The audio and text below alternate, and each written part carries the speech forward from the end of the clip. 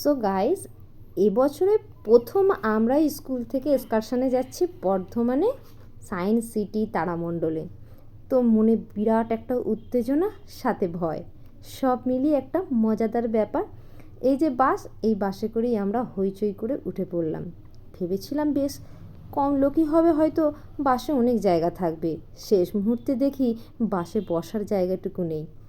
আমরা সমানে দাঁড়িয়েই চললাম আনন্দ করতে করতে। তো অ্যাট লাস্ট আমরা পৌঁছে গেলাম। পৌঁছে গিয়ে একটা জায়গায় স্টে করলাম, সেখানে লাঞ্চ সারা হলো।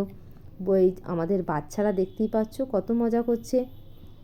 এখানে দোলনা আরও অনেক কিছু ছিল, সেটাতে তারা চাপ ছিল যে যার মতো করে।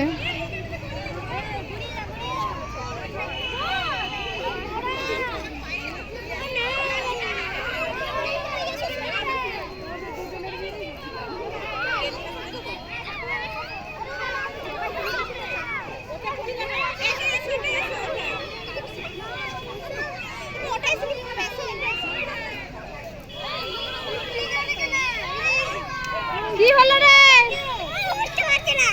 আর ভয় কাজ।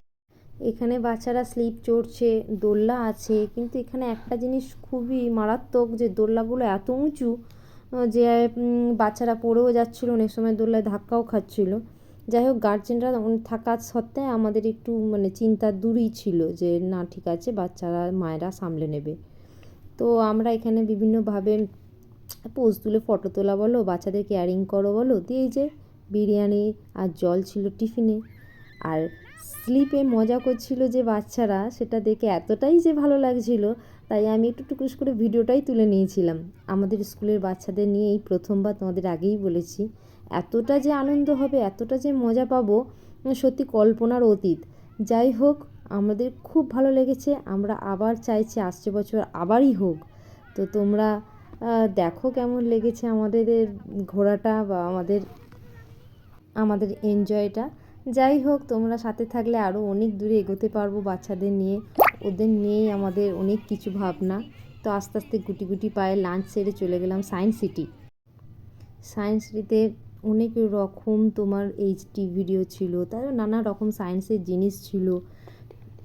তারপরে 3D ছিল, তারপরে স্টেজ শো হচ্ছিল। কি করবো? জলটাকে ভ্যানিশ করে দাও, স্নান করবে? হায় ভগবান। ঠিক আছে, আমার ইচ্ছা। 1 2 3, জলটা আমি ভ্যানিশ করে দিলাম। তোমার কি করবে? ভ্যানিশ। ভ্যানিশ তাহলে কি করতে এসছো? স্নান করতে এসছো তো, স্নান করাবো।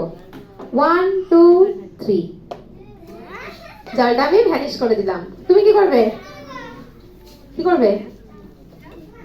1 2 3, তাহলে কি হচ্ছে? আমি ইচ্ছা মতো জলটাকে ফেলছি, ইচ্ছা মতো জলটাকে আমি ভ্যানিশ করে ফেলছি। আমরা যাচ্ছি জুয়ে। এখন প্রায় বাজে 4:30। হাল খুব খারাপ হয়ে গেছে, দেখতেই পাচ্ছ অবস্থা খুবই শোচনীয়।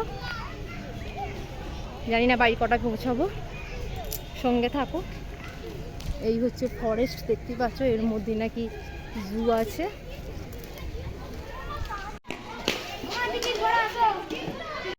অ্যাটলাস ডিয়ার পার্ক ঘুরে আমরা খুব বিধ্বস্ত অবস্থায় বাসে চেপে বাড়ি এসেছি, তাই আর ভিডিও নেওয়া হয়নি। আজ এই পর্যন্তই, টাটা।